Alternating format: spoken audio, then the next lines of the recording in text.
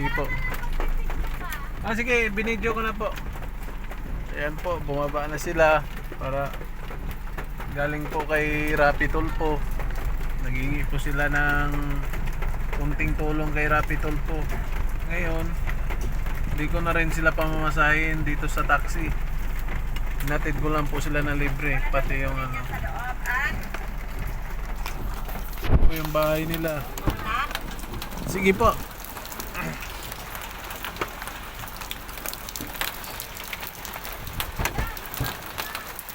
Sige po.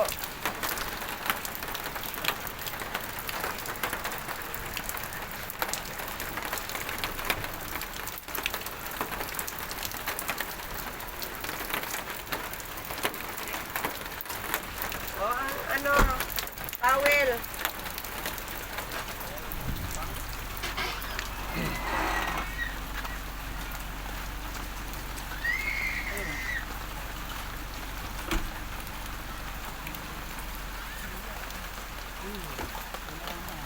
Sige po. Sige lang. Sige lang, sige po.